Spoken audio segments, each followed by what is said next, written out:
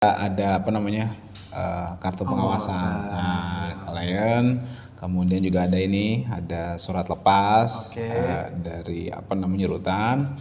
Nah, ini surat yang dari jaksanya. Nah, nanti kita sedianya ada lagi apa namanya wajib lapor pada 1 bulan ke depan. Nah, ini ada pembebasan bersyaratnya, ada SK-nya. Seperti apa sih sebenarnya itu? Nah, jadi gini, menurut pasal 15 KUHP ada yang namanya percobaan. Jadi kan tadi pasti bertanya, kok sampai 2024? Kok 2 tahun ke depan? Bukannya hukumannya cuma sampai 2023? Makanya itu. Kalau Habib bebas murni, tidak ambil pembebasan bersyarat ini, Habib baru keluar nanti bulan Juni tanggal 10 2023 yang akan datang. Itu Habib bebas murni, statusnya sama kayak Mas Arif, sama kayak rekan-rekan yang lainnya sama. Betul. Tapi kalau Habib mengambil pembebasan bersyarat, Habib keluar lebih cepat, yaitu saat ini. Gitu kan. Nah, tapi ada percobaan sesuai dengan pasal 15 KUHP kalau saya tidak salah. Nah, itu di situ ada 1 tahun ke depan percobaan sampai 10 Juni 2024. Jadi pembebasan IPHRS ini juga kalau kita hitung ini kan banyak juga di antara para politikus kita ini ya ada yang pro, ada yang kontra gitu. Bahkan ada yang menyebut ya ini akan terjadi polarisasi lagi gitu mereka. Ya ada sebagian yang bilang begitulah. Mungkin kita tidak bisa sebutkan partainya, tapi ada lah orang-orang yang ngomongnya begitu. Apa tanggapannya, Bang?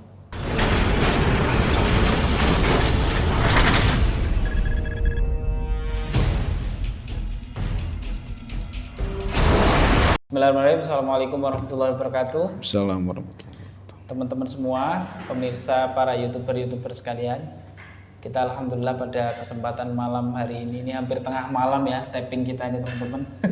Baru tadi pagi kita mendengar kabar pembebasan Habib Bana Rizik Syihab yang memang dinanti-nantikan oleh kaum muslimin, umat Islam khususnya yang cinta akan keadilan. Dan alhamdulillah pada kesempatan malam hari ini kita eksklusif bersama Bang Aziz Yanuar. Bang Aziz Yanuar ini adalah kuasa hukum Habib Rizik Syihab. Ketuanya dulu adalah Bang Munarman ya, Bang ya. Ya. Ketuanya. Nah, Bang Aziz ini ya salah satu dari tim mereka. Gitu. Dan alhamdulillah kita bertemu dengan beliau. Pertama-tama kita ingin dengar cerita dari Bang Aziz. Ya. Saya tadi pagi banget lihat postingan Bang Aziz ada di LP Cipinang apa di mana itu? Di Rutan. Di Rutan. Nah itu jadi saya ingin dengar ceritanya dari hari inilah ya, dari pagi sampai kemudian malam ini apa yang terjadi, Bang? Ya, jadi sebagaimana saya awali sebenarnya ada proses di Bapas ya. Di proses di Bapas pada 1 hari sebelumnya ada proses pendataan, pencocokan data, kemudian cap jari ya, dan juga dokumentasi sebagaimana proses administrasi pada umumnya untuk klien atau calon klien dari warga binaan dari Bapas. Gitu. Nah, kemudian dilanjutkan dengan keesokan harinya pada pagi hari proses itu dilaksanakan yang domain dari rutan dan juga domain dari domain dari jaksa. Nah, jadi ada administrasi itu sama pencocokan data dan juga pemberian berita acara serah terima gitu kan dari pihak rutan Cipinang kepada Bapas Jakarta Pusat seperti itu. Kemudian dari jaksa juga ada surat tadi untuk sehubungan dengan pembebasan bersyarat ini prosesnya itu. Jadi surat-suratnya ada tadi ada tuh di situ. Itu bukan. Nah. Jadi ini ada apa namanya kartu pengawasan. Klien, kemudian juga ada surat lepas dari apa namanya rutan. Nah, ini surat yang dari jaksanya. Nah, nanti kita sedianya ada lagi apa namanya wajib lapor Oke. pada 1 bulan ke depan. Nah, ini ada pembebasan bersyaratnya, ada Oke. SK-nya. Oke, Nah, oke, ini ada dokumentasi lain yang saya dokumentasikan ke sini dan juga sudah disimpan ke file untuk keperluan selanjutnya dari administrasi pembebasan bersyarat ini untuk 2 tahun ke depan. Oh Itu. gitu. Jadi tadi tepatnya keluar dari Rutan Cipinang. rutan itu kapan? Keluar dari Jam rutan berapa? Cipinang itu kurang lebih sekitar pukul 7. 7 pagi. Iya, 7 Berarti pagi. benar-benar pagi-pagi tadi. 7 pagi. Bang Aziz sudah di sana tadi. Saya dari jam 5 udah di sana. Jadi prosesnya memang kita jalani.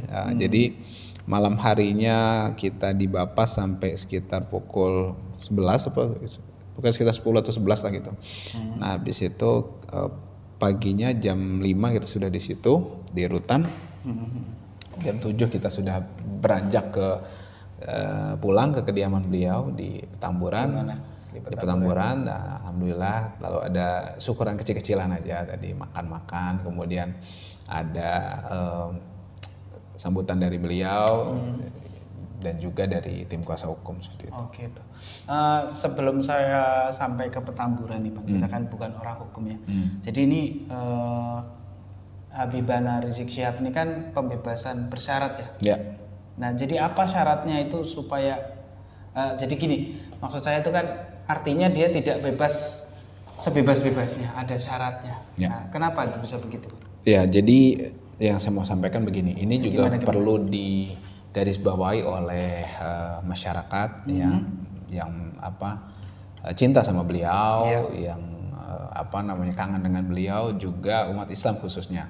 Nah, ini saya mau sampaikan bahwa Habib Rizik bin Hussein bin Syihab ini bukan seperti masyarakat kebanyakan ini.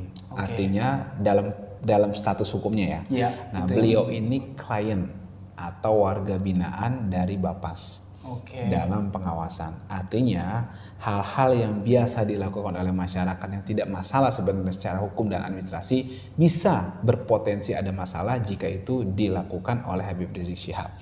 Gitu loh. Jadi jangan ada persepsi yang tidak lah yang negatif terkait dengan meragukan semangatnya Habib dan juga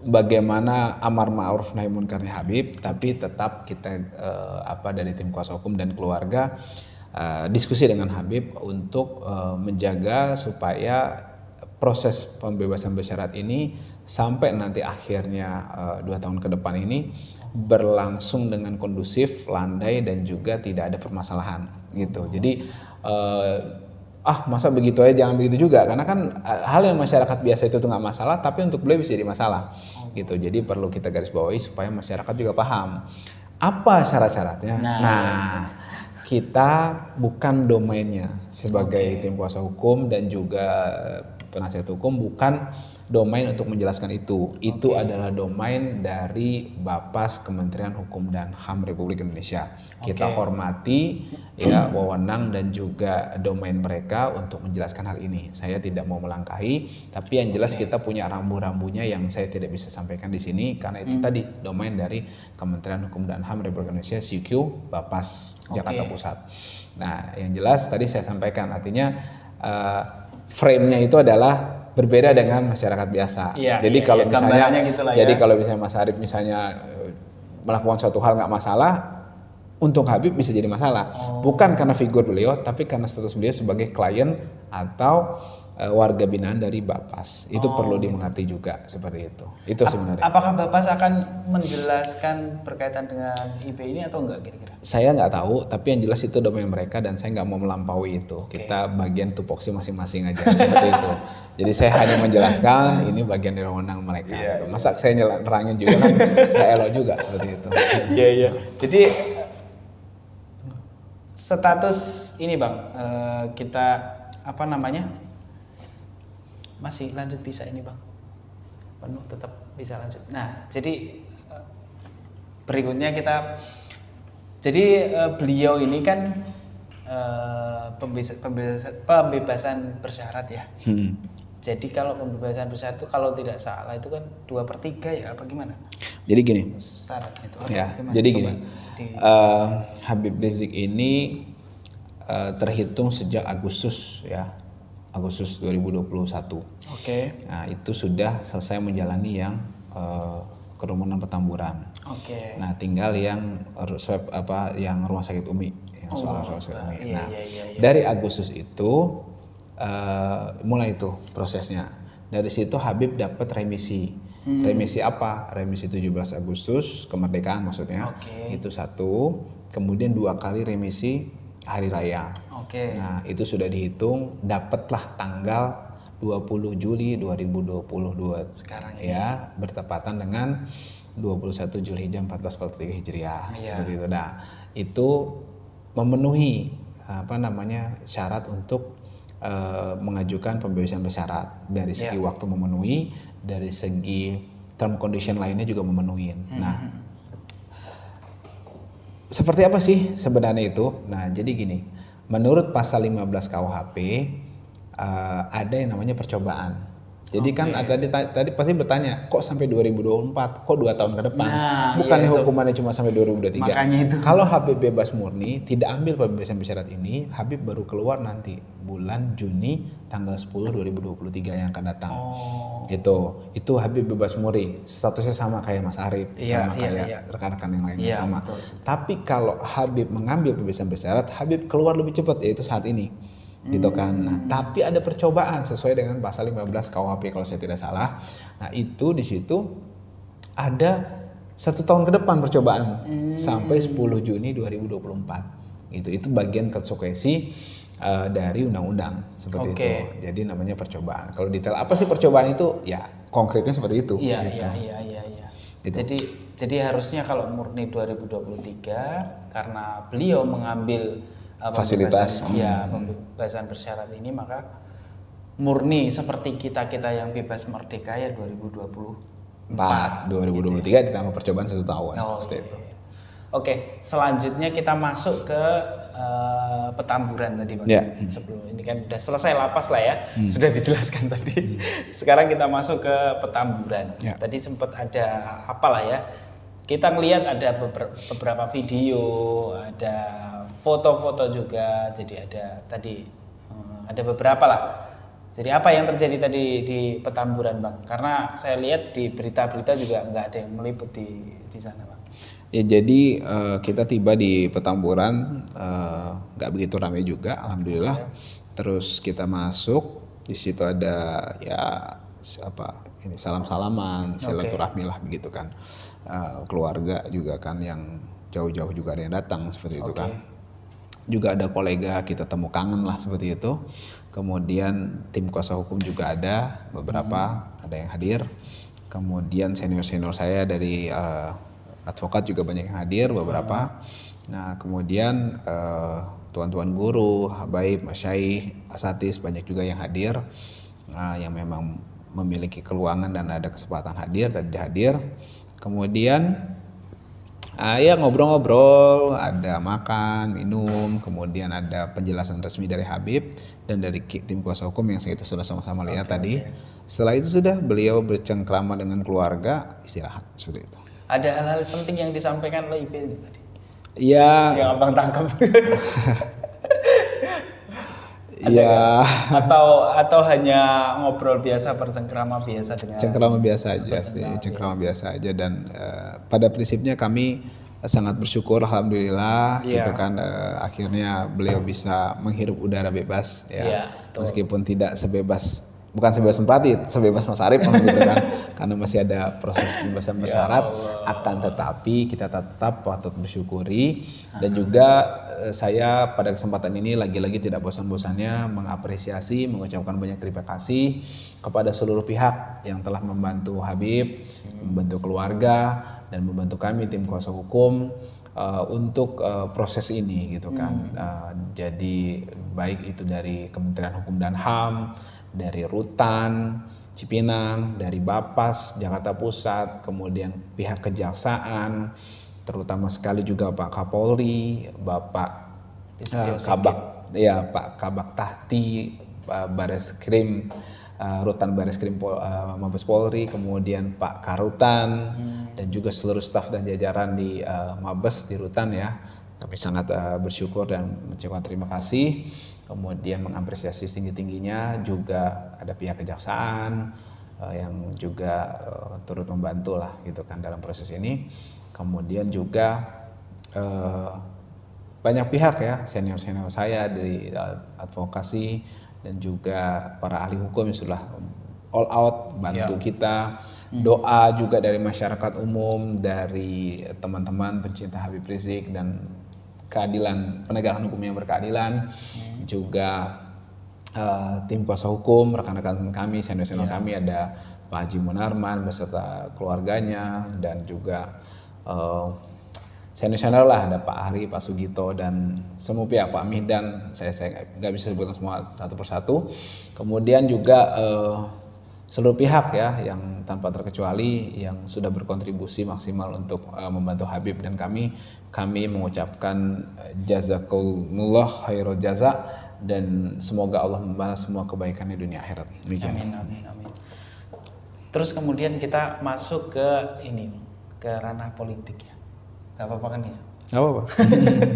Jadi pembebasan IPHRS ini juga kalau kita hitung ini kan banyak juga di antara para politikus kita ini ya, ada yang pro, ada yang kontra gitu. Bahkan ada yang menyebut ya ini akan terjadi polarisasi lagi gitu mereka. Ya ada sebagian yang bilang begitulah. Mungkin kita tidak bisa sebutkan partainya, tapi ada lah orang-orang yang ngomongnya begitu. Apa tanggapannya Bang? Ya sebenarnya mereka mendapuk air ke muka sendiri juga kalau dari partai. Gitu. Justru adanya partai itu kan membentuk polarisasi. Nah, jadi kalau kita di gini, istilah-istilah itu kadang kalau kita cermati sebenarnya nggak tepat juga gitu kan. Artinya sebenarnya harusnya dipikirkan lebih matang kalau kita mau menarasikan sesuatu, apakah itu tepat atau enggak gitu loh, logis atau tidak gitu loh. Jadi kalau mengatakan misalnya itu akan ada polarisasi, itu memecah belah, ukurannya apa? Kalau ukurannya berbeda, Anda partai juga berbeda, partai merah, partai kuning, partai hijau berbeda. Anda membeda-bedakan juga itu bagian dari polarisasi kok gitu. Jadi saya nggak mau berdebat soal Habibnya, tapi statement bodohnya itu sendiri aja sih kita perdebatkan gitu. Kita lempar lagi aja gitu loh. Polarisasi apa? Coba tanya. Ngerti nggak? Jangan nggak ngerti kan begitu. Nah artinya memeta-metakan itu kan juga bagian dari demokrasi itu sendiri, perbedaan. Bagian dari Bhinneka Tunggal Ika juga. Nah kalau kita memang mau konsisten ya jangan Habib Rizik statementnya diserang dengan hal-hal yang konyol kayak gitu loh. Anda sendiri gimana gitu loh. Partai itu juga bentuk polarisasi kok gitu, dan juga bentuk kalau dibilang kita lebih menggali perbedaan itu sendiri ya itu kan subjektif seperti itu. Betul. Jadi harusnya gimana Bang kita ini sebagai harusnya konsisten aja sama demokrasi. Kita kalau memang konsisten, kalau kita memang berdemokrasi mengakuinya seperti itu ya kita konsisten. Ada yang berbeda ya kita hormati sejauh itu tidak melanggar hukum, kan begitu. Sejauh itu tidak melanggar norma-norma agama, kan seperti itu. Ya kita hormati aja gitu loh. Jangan setiap orang dikomentari yang tidak. Sekali lagi saya ingatkan, janganlah kebencian kita terhadap sesuatu menjadikan kita tidak adil terhadap tersebut. Kita nggak suka sama partai ya sudah, memang itu nggak semua harus kita sukain juga gitu kan. Bukan berarti terus kita nggak suka terus langsung jadi benci, nggak juga gitu loh. Ada kita suka, ada tidak suka, tapi kita terima gitu loh. Jangan kita nggak suka sama sosok seseorang kemudian semua tingkah lakunya kita anggap negatif, nggak juga. Seperti itu. Ada yang menarik lagi nih Bang. Iya tadi Abang sampaikan kan ya sampai 2024 gitu. Jadi ada juga yang menganggap bahwa itu adalah salah satu upaya lah ya supaya jangan sampai mengganggu jalannya sampai 2024 gitu. Mengganggu jalannya siapa? Jadi kan kita pemilu 2024 nih Bang.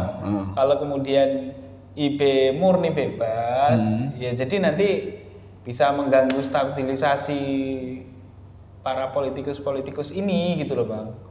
Nanti bisa dia kalau IB memihak salah satu tertentu nih, gitu. Nah bisa nih orang-orang nanti akan ikut ke beliau gitu. Ya.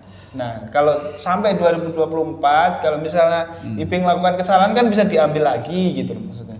Ya. Gimana tuh Bang Tangga? Ya, yang pertama itu adalah bentuk paranoid yang berlebihan. Oke. Ya, paranoid yang berlebihan terkait dengan sesuatu gitu. Itu kontemplasinya ketinggian. Hati-hati gila. Terlalu jauh. Hati-hati gila. Bener loh, kontemplasi terlalu tinggi itu hati-hati gila gitu loh. Ya, kecuali memang ada nasnya, misalnya kayak nas agama gitu kan. Kalau ini kan nggak ada, nasnya hawa nafsu aja kan. Nah, kemudian yang kedua adalah itu bentuk ketidakpercaya dirian. Iya dong. Kalau Anda memang baik, kalau Anda memang benar, kalau Anda memang lurus, gitu kan. Kalau Anda memang punya source yang bagus untuk menjadi konsesan yang pantas dipilih untuk arena pilpres atau pileg atau apalah nanti di 2024. Ya ngapain kita mengkhawatirkan dari luar kan begitu kan? Sebenarnya kekhawatiran itu adalah bentuk ketidakpercaya dirian dan memang bentuk sadar diri gitu loh bahwa kita ini memang sebenarnya nggak punya apa-apa gitu loh. Nah, akhirnya ada stimulus lah yang jadi demonstrisasi. Stimulus untuk demonstrasi siapa itu? Ya sosok Habib, ya sosok umat yang bersatu. Kalau misalnya Anda benar, ngapain takut sama umat yang bersatu? Toh umat yang bersatu itu kan ukurannya kebenaran. Kalau mereka benar, maksud saya mereka itu tadi benar, umat itu kan milih mereka kok gitu loh seperti itu kan dan ngapain takut gitu. Cuma kalau dia memang nggak punya kapabilitas, mereka cuma main serangan fajar aja, mereka mainnya korup kan begitu kan, takut ya wajar gitu. Jadi ngaca aja maksud saya. Oke. Jadi ini Bang, ini kan tadi sudah disampaikan ya beberapa poin soal politik nih. Saya ingin lebih ke depan lagi. Jadi ke depan nih IP ini akan ngapain Bang? Udah disampaikan belum? Ya sepengetahuan saya beliau ya istirahat rehat dengan keluarga gitu kan, kemudian mengurus pondok pesantrennya Megamendung di ya. Megamendung mengajar. Ngomong udah kesana apa masih di sini beliau? Sekarang? Sampai sekarang belum. Oke. Tapi ya mungkin dalam waktu dekat akan kesana, ngajar gitu, terus ya mengurus pondoknya lah seperti itu. Apakah kira-kira akan sama ya IP yang dulu dengan yang sekarang? Artinya maksudnya gini, kalau dulu kan kita lihat ya, maksudnya IP tegas keras terhadap kemungkaran gitu loh. Dan ya kita lihat ya beliau ini sosok yang kalau banyak orang yang menyatakan kan simbol perlawanan gitu IP ini. Nah kemudian yang sekarang nih kira-kira ke depan akan sama seperti itu, seperti yang dulu ataukah berbeda kira-kira? Tadi lihat nggak sambutannya Habib pagi-pagi? Belum Bang. Nah, kalau lihat pasti nggak nanya kayak tadi. Oh gitu. Karena saya memperhatikan. Emang udah ada videonya Bang? Ada di YouTube kan ada. Yang tadi pagi kita rilis Habib bicara, baru saya yang bicara tadi kan. Oh, saya juga dapat videonya yang berpelukan doang. Enggak, ada rilis yang dari Front Persaudaraan ada. Oh, gitu. Ya ini nggak ngecek. Jadi ada dan statement beliau jelas, tegas, sama, nggak beda. Seperti itu. Ya jadi itu ya teman-teman ya. Jadi ya mudah-mudahan itu memberikan ya motivasi bahwa kebenaran ya pasti akan terus ada gitu. Kebenaran jadi gimana Bang? Coba Bang aja yang ngomong deh. Kebenaran bukan akan kebenaran itu pasti menang. Oke. Nah problemnya adalah kita istiqomah nggak di jalan tersebut gitu loh. Jadi kebenaran itu dijamin pasti menang, tidak akan kalah, pasti tegak. Cuma pengusungnya yang tidak akan dijamin kita ada di dalam pengusung kebenaran itu atau tidak, itu aja. Bener Bang. Ya gitu ya teman-teman sekalian. Terima kasih Bang Aziz. Sama-sama. Malam ini sudah menemani kita ngobrol-ngobrol bersama nih beberapa YouTube yang ada di sini. Terima kasih teman-teman yang sudah menonton. Assalamualaikum warahmatullahi wabarakatuh. Assalamualaikum warahmatullahi wabarakatuh.